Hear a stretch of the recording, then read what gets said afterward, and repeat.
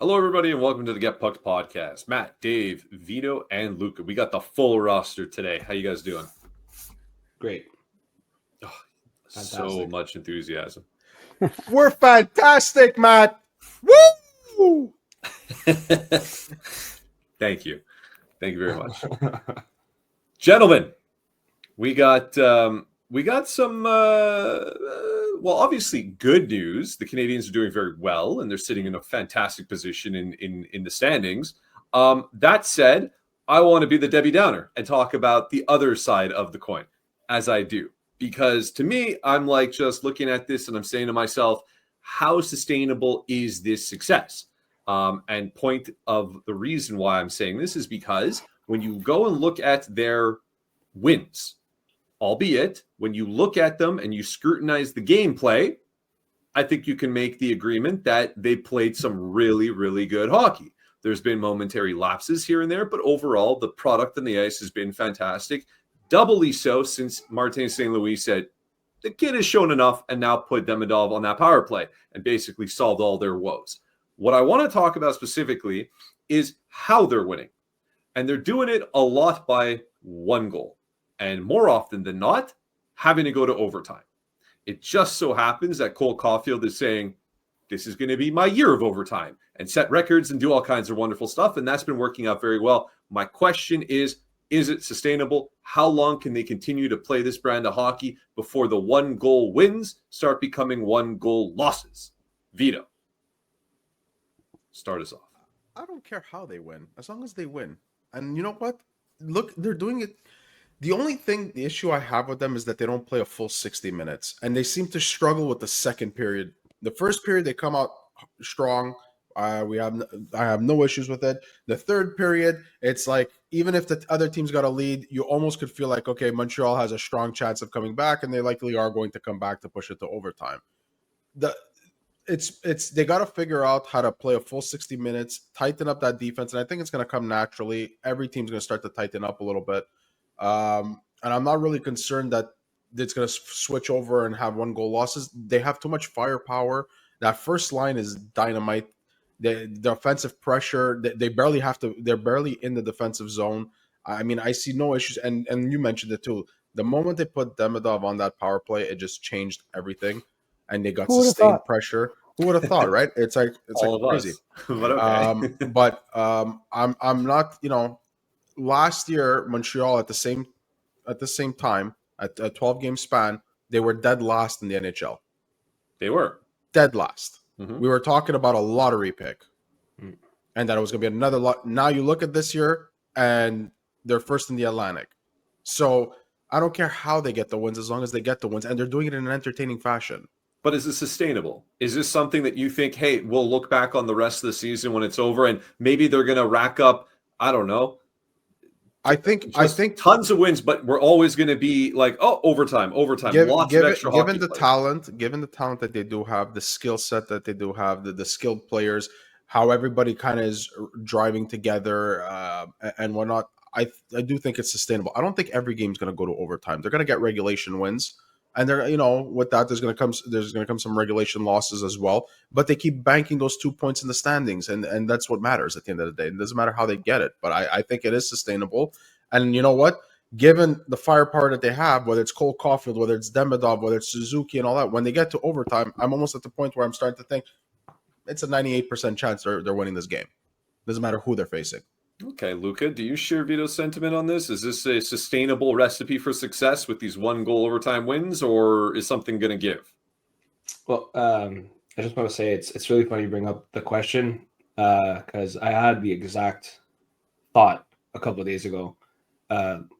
Just how close the games are, 1 point games, overtime. I think it was like 5 out of 9, right? Is it sustainable? I don't know, but it does worry me because I was at the game on Saturday. You guys know this, and that second period was not the best, and the beginning of the third period was not the best. And just is that like a sign of what's to come? I hope not, but that overtime could have gone either way, and I don't know. It's just how many times can they get to overtime and win this year? As many as needed. I was As just many going to as say needed. that. As many as many needed. as But needed. like, the question is it sustainable? I don't think they could continue. They got to start closing out the games. Yeah, in, I mean, in they got to start regulation. showing up and like really. I don't know. They I mean, just- they are showing up. I'm not saying no. That power play is just Whichever. It's 1 to 2 points. I don't care. Get the And points in the standings. I Get to get them. it. I don't care if they literally slow play it the entire game. They fumble. They shouldn't fumble the second period. But let's just say, and they thrive. They just push it to overtime just because so they can get all that open space. I don't care. Win. Win, yeah, but Understood. they were falling all over the ice on Saturday. It's just it was hard to watch. It was hard to watch, and like I just hope that's not how they're gonna play moving forward. And I don't know. I'm really hoping they just continue getting lucky. Well, getting lucky. I'm hoping at this point that Monty finds his game. Yeah, that too. Part of the equation to the Definitely answer to that the too. question, Dave. Definitely that too. What you're feeling on this? Good teams find a way to win. And that's just what it is, man. Especially in hockey. Hockey games are so close. The teams are so close together. Come playoff time, you're going to want a team that's able to claw back and scratch back because you're going to have bad periods. You're going to have bad starts. You're going to have all sorts. And give me a team that will come back and win these games than a team that blows out every game and then comes to it. And then when they're punched in the face, they have no idea what to do anymore. This is the type of team you want. You want a scrappy team. You want a team that's built like this. The Blue Jays, okay, I'm going to bring it to baseball. The Blue Jays this year had 49 come from behind victories. Okay, so you could argue that's 49 games. That's more than half their wins on the whole entire season were come from behind victories. And so you can argue that, maybe they shouldn't have won. There's a bunch of those games they shouldn't have won, but they did. And look how far they went. You want a scrappy team, man. This is hockey. This is NHL hockey. You absolutely, I keep them coming, man. And it is sustainable because they've proven, first off, as soon as you get to overtime, it's automatic almost. I think that with Dobish and Nets and who they put on the ice, they have so many options that I think that it's just a matter of time. And like Vito said, he touched on it a little bit. My point is just, you watch this game, and even if they get down in a hole, 1-0, maybe 2-0, you have the sense that they're going to come back. And that's what you want from a team, especially come playoffs. You guys are going to appreciate this much more come playoff time when the games are so close that it doesn't matter how you win. Like to me, the how you win is not as important as, just win, and win the games that you're meant to lose is even better. I gotta agree with you. I mean, I know having asked the question, you might think that I'm the one, the pessimist. It's just the question, my take on it, very similar to all of you. The biggest testament to a successful team, to what Dave just alluded to right there, is the ability to never be out of it. And the fact that they have often had leads and squandered it, but then found a way to bounce back. And if that has to be ultimately getting to overtime to do it, that's fine. Is it the perfect recipe? No. You'd like to see them close it out in regulation. If anything, you just want to make it so that other teams aren't getting that point. It's nice to win, but you also want the other team to lose. It's a big difference than a couple of years ago, Matt. If you remember when Montreal got allowed 2 goals, it was like, okay, game's over. Well, I remember that. We used to send jokes back and forth for sure. I mean, I'll still take that all day, every day. Let me know going into the game, the team's going to have a 2-goal lead. Yeah, I'm going to put the money on that team to win. I mean, that's just one of those things. There was a funny time, even up until very recently, where any 2-goal lead, you're like, uh-oh, you almost didn't want them to get that second goal. Point being, it's a lot of extra hockey early on in the season. We're not overly keen on seeing that. Granted, the overtimes have not gone on necessarily overly long, but that, it adds up. It's accumulation, which is a thing. And I'm just saying, this is early days. We're speculating. If the continued trend happens, it's going to be extra hockey that's going to wear on a body a little bit more hockey that you play, more opportunity, knock wood, that something can go wrong. And it's just, you like to see them close it out in the regular periods. That's all. They haven't even gotten the shootout yet, eh? Nope. I don't think so. Don't need it. I don't think so. They don't need it. They have so much speed and It's- so many The different options. 3-on-3 lens to how the Canadians Yes, play hockey, they're- right? they're And it built- disappears in the playoffs. So you're going to have the haters that are going to argue that, oh, it's Yep. not sustainable because of that.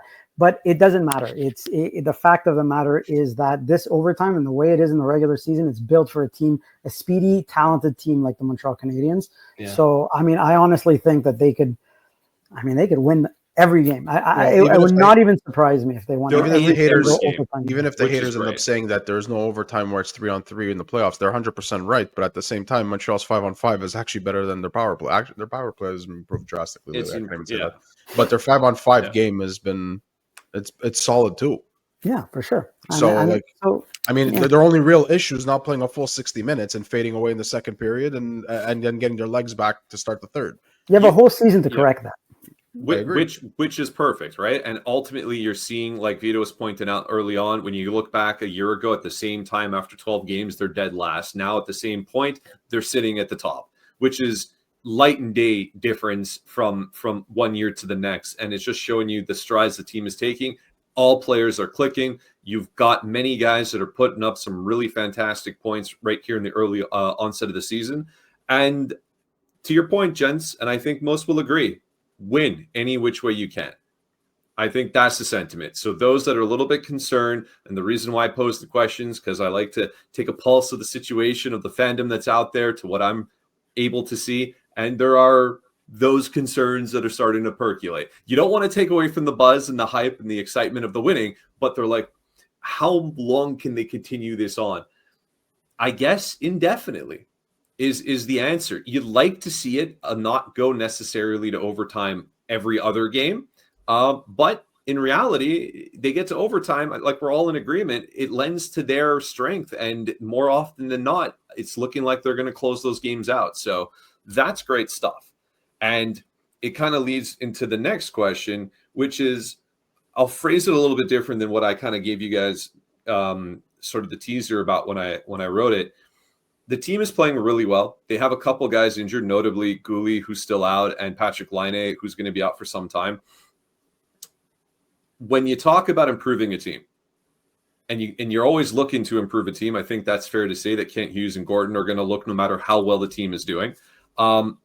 When you're looking to fill a particular spot, two names that have been floating out there, I want to throw at you. And we've talked about these guys in the past, but I'm curious if recency has maybe changed the way that you look at them. You got Kadri and Samkos are two names that are just out there. It might be mostly out there for clicks. And we know time and time again, the media likes to link any and all players to Montreal for those clicks. That said, Kadri actually could feasibly be a guy who can fit in that 2C and make the team better. I'm putting aside his contract and putting aside everything for half a second. Stamkos, I thought, was a more interesting one because he had a big year last year, a decent year anyways, maybe not Stamkos numbers last year, but 50-something points last year. He is abysmal so far to start this season. Like, just absolutely terrible. And so it's obviously starting to be a thing, float him around, maybe get him a restart on another team. Any interest in Stamkos and Kadri, if you were to acquire them for a really sweet deal?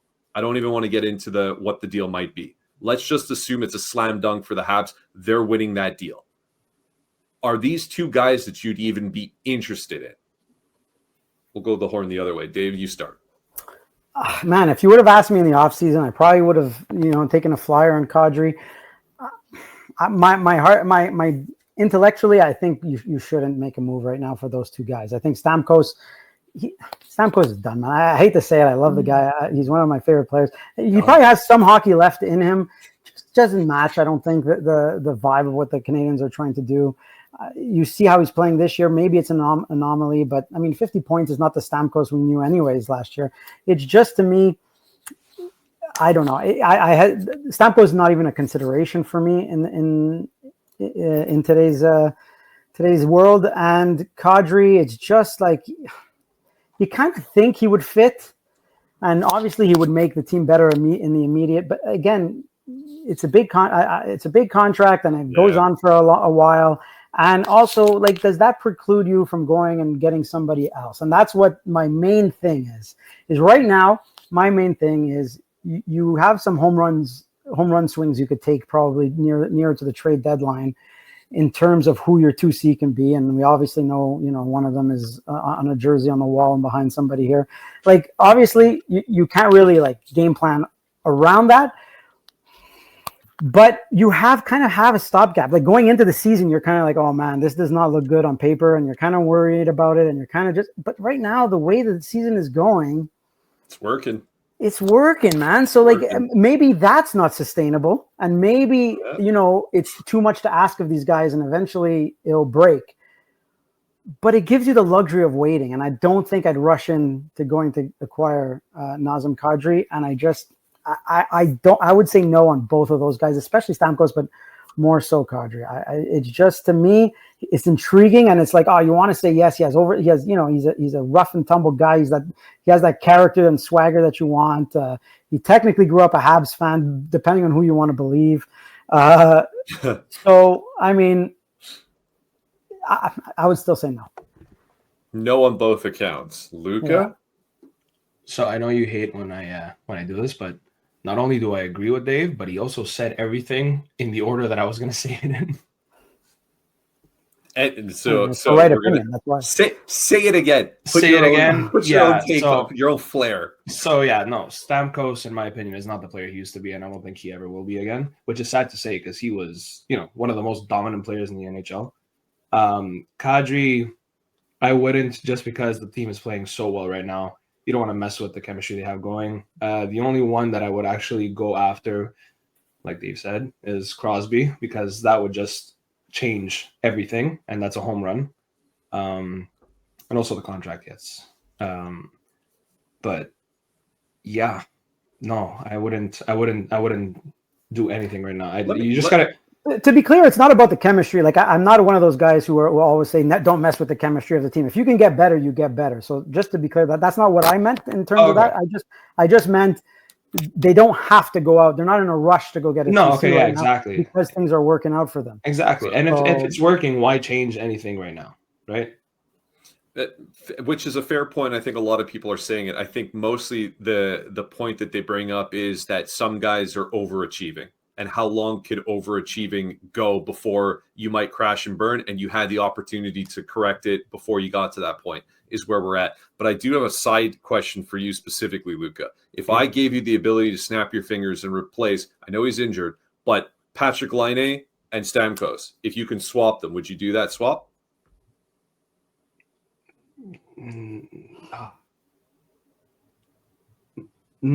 He's thinking. He's musing. He's looking to the sky for answers. I don't know. What's your gut reaction? Yes, my gut reaction is yes, just because Laine is always injured. He's always injured, just So because of the injuries. Because of the injuries. That's the only reason, why. Honestly, that's the only. Yeah. Interesting. All right. So no to both. No to both. You're saying like Dave said, you're in agreement. All right, yeah, Vito. I wouldn't touch either guy. Stamkos, he's $8 million for another 2 seasons after this one. His decline has already started the moment he got to Nashville. He went from an 80-point season with Tampa before he got shifted off to Nashville, got to 50 points, and now he's got 2 in 12 or 13. So it's hard to look at, though, or is it because he's unhappy? No, whether it's a happiness or not, it's 35 years old and he's not showing anything. He's not showing a glimmer of hope that, okay, maybe a team should take a flyer on him. And it's $8 million. If Montreal has to pluck a player out of Nashville that's in the back nine of their career, you might as well go for Ryan O'Reilly. At least he's still productive, and there's aspects to his game that's very serviceable and could help the Montreal Canadiens. That's if you have to pluck somebody from Nashville. Let's say to harp on that a bit, I want to make the deal as sweet as possible for me to put aside contract, because I want to know more about the player, whether you're interested in the player or not. Let's say Nashville is prepared to retain a huge part of the salary, and the players going to Nashville for Stamkos are insignificant. Would you do it then? I'm still not paying the $4 million for another. Let's say they take 50%. Yeah, okay. Let's say they retain 50%, which I don't know why they would. They would never, but let's say, for fun. I don't want that contract at 35 plus at this point. I think it's a 35 plus contract. Let me double check. I wouldn't want that contract on the books for another 2 years. No, So it's not a 35 plus. So a So $4 million Stamkos doesn't interest you with giving up nothing to get him. I don't want it. No, Okay. because he doesn't solve anything. And for the most part, in the last few years, even with Tampa, Stamkos was more of a winger than he was a center to begin with. So you're not really addressing the problem that Montreal has in He's still a needing a winger. 2C. To be fair, in my head, he's a winger. I don't. If you bring Stamkos, you're just looking to bolster firepower. He's not coming here to be your 2C. That's how I would view it. The player that's also circulating in the rumor mill and linking to Montreal, and it's come out a lot today, and it came out in the past and during the offseason, seems to be coming out again now. I don't know how they're going to make a deal work with that team. Is Zaka, and that's a cost efficient 28-year-old. Kent Hughes knows him very well, and maybe you can get something going there. But just because it's with Boston, Montreal's probably going to have to pay more than what another team's going to have to pay, and that's assuming that Boston finally says, "Okay, it's time to start the retool," right? But I don't see Boston ever trading him. Though. I'm not going after Kadri. I touched on Stamkos. I'm not touching Kadri because Kadri, I think you're going to get 2 solid years from him. And $7 million with the way the cap is going is not so bad. It's going to be like what second liners and third liners are going to get paid soon to begin with. It's more that after those 2 years are up, you have Kadri on your roster, and now it's like, yeah, maybe he shifts down and becomes a 3C, and it's a stopgap. But now you have 2 more years with him, 2 more years at $7 million, provided there's no retention, and I just don't see Kadri aging the way somebody like Sidney Crosby has. I see more like a decline's going to happen, and you're going to be stuck with a contract that a couple of years ago, Habs fans didn't even want Gallagher's contract anymore. And now you're gonna Gallagher's contract is going to finish. We don't know what Montreal's plans are with him, or what his plans are on a personal level. But then all of a sudden you're going to add Kadri, and you're stuck with another $7 million contract after the next 2 years. I think Kadri is fine for 2 years, but after that, you're going to see it. Could be wrong. I can't tell the future, but you're going to see a drop off. And I don't want to pay the assets that Calgary. I wouldn't want to pay the assets that Calgary is going to want for Kadri.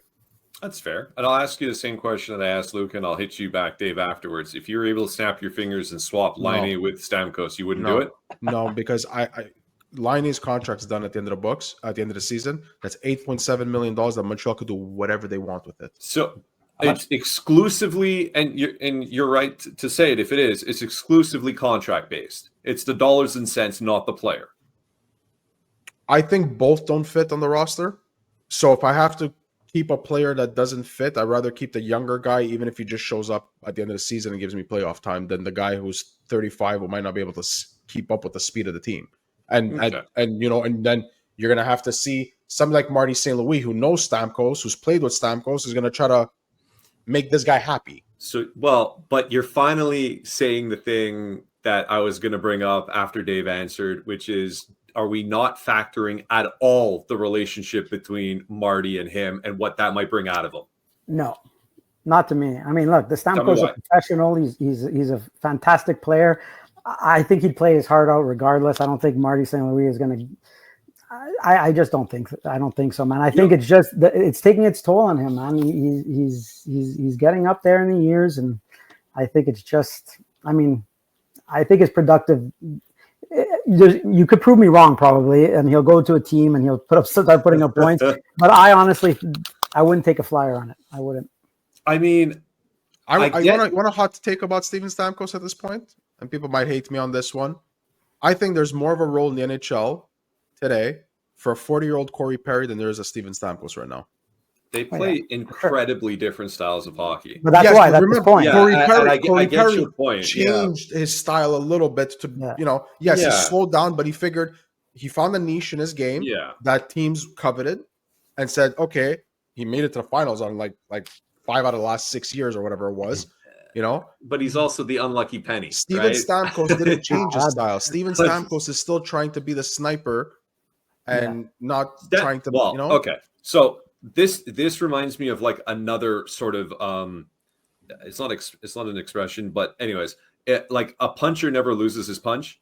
Like a goal scorer doesn't lose his ability to score. He might be slower, which is always going to affect getting into the ability to get to that position to score. But if he's parked somewhere, he's going to have that Stamkos one-timer, the Stamkos slapper, and he's going to score. It's very similar to Laine in that area.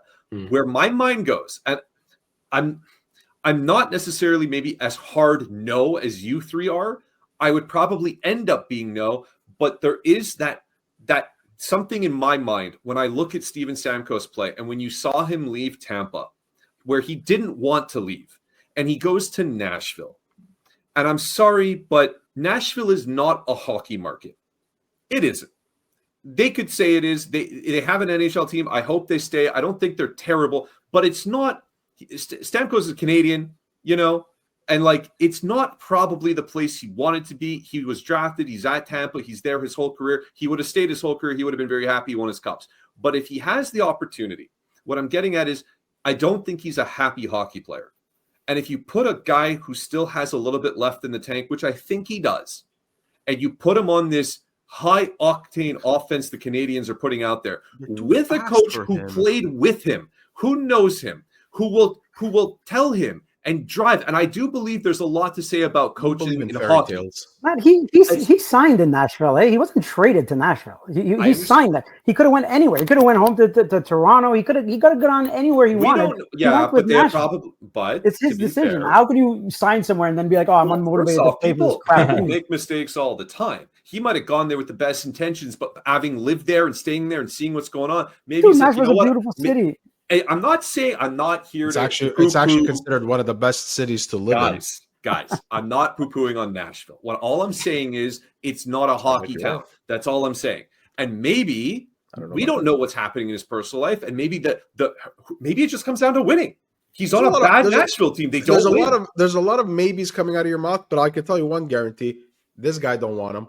I understand you don't want him. I don't want him. And you're entitled to your opinion. Maybe everybody else listening doesn't want him. 90 point, 40, 50 goal Steven Stamkos. I don't even want 90 point Stamkos. You want to know what Steven Stamkos, what stage of his career he's at? He's at the stage of his career where teams should sign him for $1 million, $2 million as give me a 1-year deal. He's third, fourth line minutes type of thing. This is what I'm saying. And you're adding depth for a contending team. He signed the contract in Nashville when they loaded up with a bunch of the older stars when Trotz went up and became GM.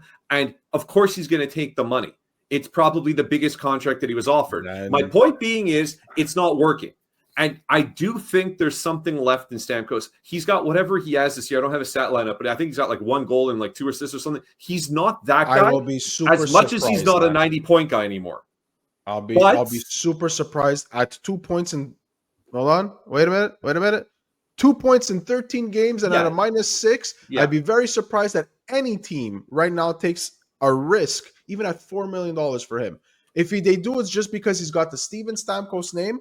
But he's got too much term on his contract. That's the biggest problem about it is the contract that's coming, and there's no way Nashville's going to eat half his contract for the next 2 years. So I don't know how they're going to do it. And remember that they have to retain his contract and probably pay a first or another asset that's more attractive than Steven Stamkos for the team to say, "I'll take it just because I want that other asset." Well, yeah, now we're talking like a Monahan thing. He's got negative value. I'm not. That's why I'm saying it'd be an interesting moment to reflect on seizing him at his lowest with what he might still be able to do. No, his name should not even. Don't connect those dots. All this to say, I'm not connecting. These are actual NHL insiders that are putting that out there. I agree with you, boys. I don't think at the end of the day, after sitting down and digesting it and thinking it through, would I pull the trigger? Probably not. But give me Ryan O'Reilly. I'll take Ryan O'Reilly. He's got another year. Ryan O'Reilly is a beast in the playoffs. I don't think that they would move him. They wouldn't, but if he says he wants to go to a winning team at $4.4 million for another year, I think they'd move him. I think they would move him. I think they absolutely would move him. Like they're not going to say, Ryan, thanks very much, but we want to move on from you. If they're like, listen, this isn't going well, maybe his agent reaches out and says, if there's something to do something, guys, my client is interested, then you might see some action. But why would they want to move him? But what do you mean? They're going nowhere. I mean, I know they're going nowhere. Nashville's was avoiding a rebuild, and now you know what? After signing those contracts and getting all those older guys, hoping that they were going to have a flash in the pan season or whatever, they need to go on a rebuild. They should. I just don't know if they're going to. They should. I know they should. I mean, just their don't best know if player they're is prepared Philip to. Forsberg, and he's not old by any means, but he's in his early 30s now. You don't like Roman Josi? Oh, I like Roman. I was saying forward, like their best forward, Oh, their okay. best player. Thought, yes, yeah. Roman Yossi's 34. He's 35 also years old. He's also what I mean? old. So like, Yeah. and he's got hip And he's issues injured. now and Yeah, I know. whatnot. So Yeah. I mean, Roman Yossi's 35, and he's got 2 more seasons after this one at a little over $9 million. They're not in a good shape. There is a world where they look at all their guys and say, we're going to blow this up, and we're prepared to move you guys and try to get them places. Ryan O'Reilly is going to be a trade deadline acquisition. He would be if he's moved. Yeah, I can tell you where he's not going. I don't even need to Toronto. He ain't going to Toronto. Obviously. Although I do find it funny that the Kadri return to Toronto is being thrown out there left and right. I can't ever see that happen. But anyways. Well, Well, if they do, it's because of the general manager, right? yeah, but still, there's something about Toronto. Not I many would guys love it. leave Toronto and be like, I can't wait to go back. I would love another contract like that to handcuff that team. It's the last thing they need. I don't even want to get Toronto's had enough woes lately. I don't want to get into It's the that. first thing TSN and Sportsnet needs. It's the last thing the Leafs need. That's Yeah, Very exactly. true. Very true. Final thought, final question, a little bit more of a fun one for you guys. I'd like to know what you personally would be prepared to sacrifice in your own life if it's somehow guaranteed the Canadiens would win a Stanley Cup in the next 3 years. If by some way there's a direct connection to it, by you giving up whatever would guarantee it, what is the biggest thing you're prepared to give up in order for your team that you cheer for to win the cup?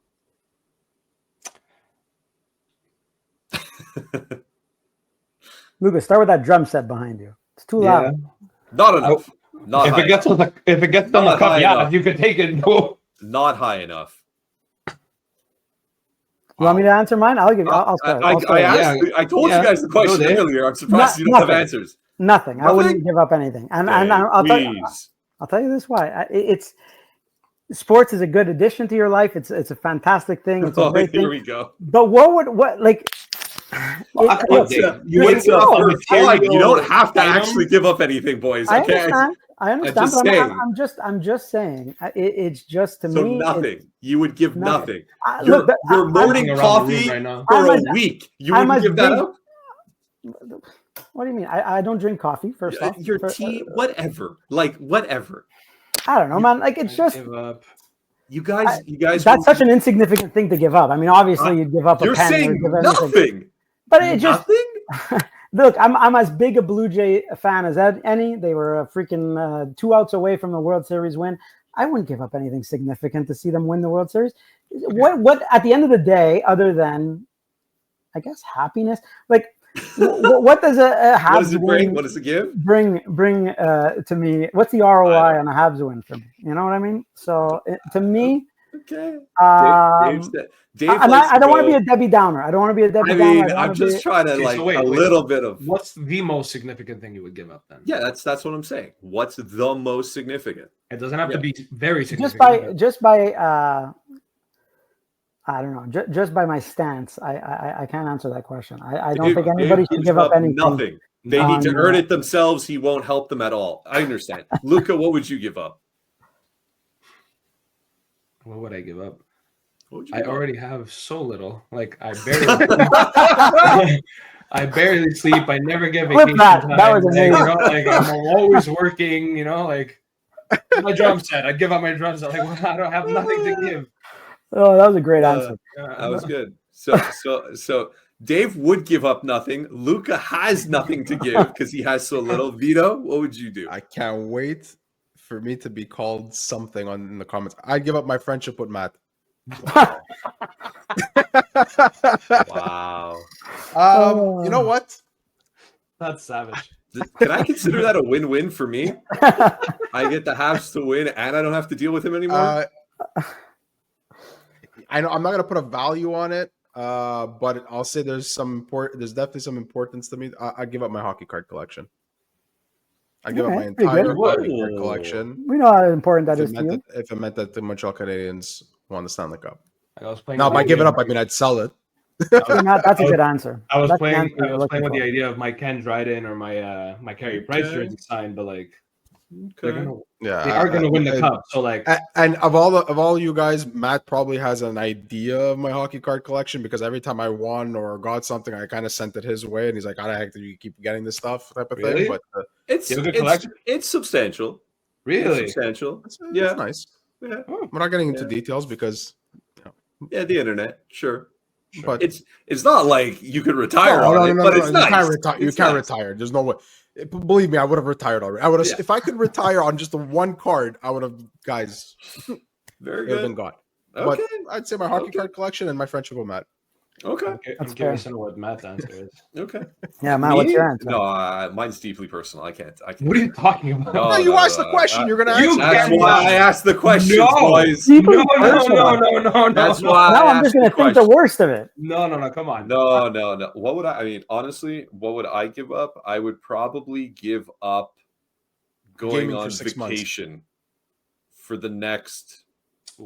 You don't even go on vacation now. Your wife is begging you to go on vacation. I do. But I would probably give up a vacation for the next 2-3 years, whatever that period of He time. doesn't want to make memories with his kids.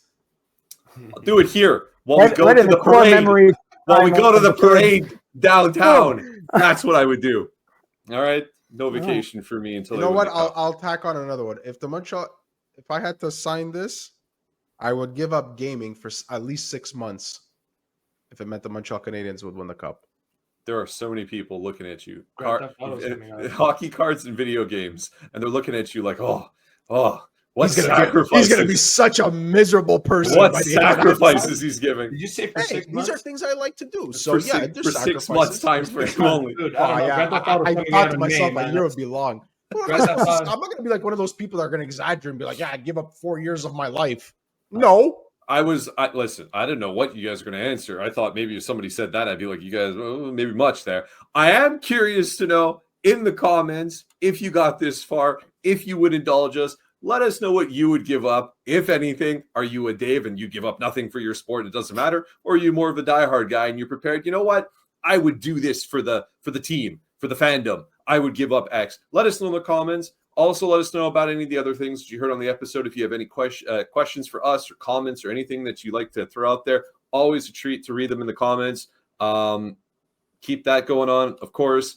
For the algorithm, as always, the liking, the subscribing. Find us on the Instagram and various other places that we're at. We always appreciate a thumbs up or a retweet or a follow. Retweet. Is it still a retweet? I don't even know. Repost. Anyways, all that stuff. We always appreciate it, and We're hip and cool, so give us a follow. Yeah, give us a follow. Vito, we are real close to how many subscribers? We are, last I saw, we were 5 subs away from 2K. 5 subs away from 2K. We'd really appreciate the help to get us there, guys. Thanks so much, and we'll see you guys in the next one. So for Matt, Dave, Vito, and Luca, this was Get Pucked.